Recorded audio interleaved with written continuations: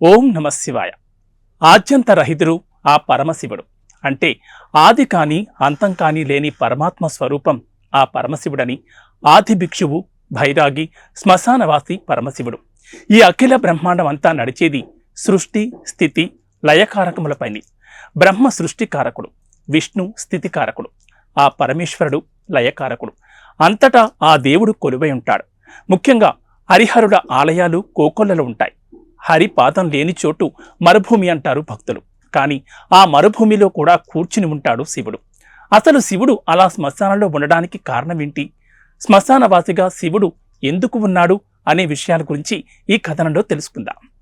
శివుడు శ్మశానంలో కూర్చొని ఉంటాడు. అలా ఉండటానికి గల ప్రధాన కారణం ఆయన లయకారకుడు కావడం. శ్మశానం అనేది మరణం మరియు జీవితం యొక్క చివరి దశను సూచిస్తుంది. అక్కడ జీవుడు భౌతిక ప్రపంచం నుండి విడిపోయి పరమాత్మలో ఐక్యమవుతాడు. అందుకే శివుడు అక్కడే ఉండి ఆత్మలకు మోక్ష మార్గాన్ని చూపిస్తాడు. ఆ పంచభూతనాథుడైన శివుడు ఈ విశ్వానికి లయకారకుడు. పరమాత్మలు అయిన త్రిమూర్తుల్లో శివుడు ఒకరు.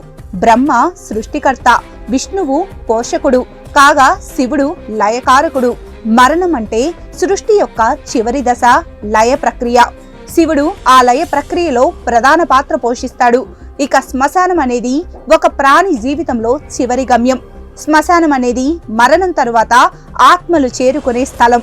అంటే భౌతిక ప్రపంచం నుండి విడిపోయి పరమాత్మతో ఆ ఆత్మలు ఐక్యమయ్యే స్థలం. శివుడు అక్కడ ఉండి ఆ ఆత్మలకు మోక్ష మార్గాన్ని చూపిస్తాడు అని చెబుతారు. మరణం అనేది జీవితంలో ఒక సహజ ప్రక్రియ. శివుడు శ్మశానంలో ఉండటం ద్వారా ప్రజలకు మరణం గురించిన అవగాహన కలుగుతుంది. మరణం అనేది ఒక కొత్త ప్రారంభం అని, మరణించిన జీవికి అర్థమయ్యేలా శివుడు తెలియచేస్తారని అందరి విశ్వాసం.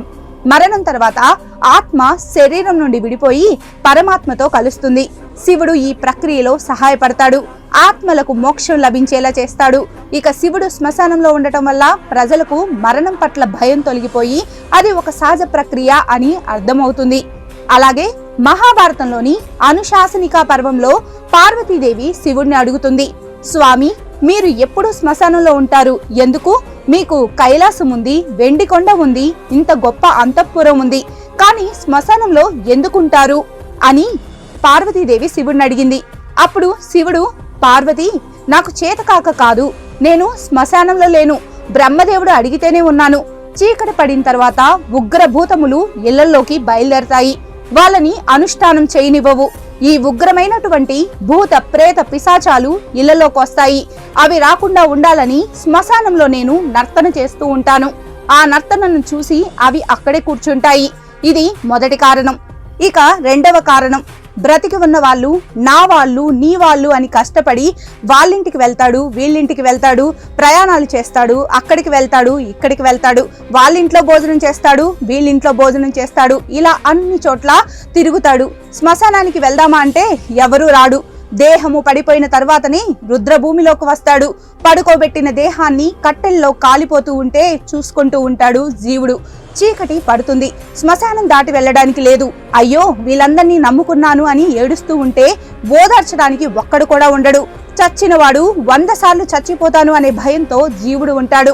అప్పుడు నీకు నేనున్నా లేరా, బెంగ పెట్టుకోకు అని ఇంకో శరీరం ఇస్తాను, ఒళ్ళు దగ్గర పెట్టుకొని జీవించు అని ఆ జీవునితో చెప్తాను. అంతేకాని నాకు ఇల్లు లేక ఆవాసం లేక కాదు అని శివుడు పార్వతితో చెప్పాడు. అలాగే తండ్రిగా అది నా కర్తవ్యం అంటూ శివుడు పార్వతితో చెప్పాడు. ఎంతైనా శివుడు భోళాశంకరుడు. చెంబుడు నీళ్లు నెత్తిన పోస్తే పొంగిపోతాడు, మనసారా కొలిస్తే వరాలు కురిపిస్తాడు.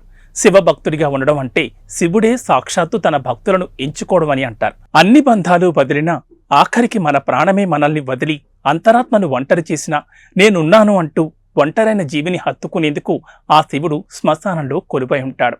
శివాయ నమః. సర్వేజన సుఖినో భవంతు.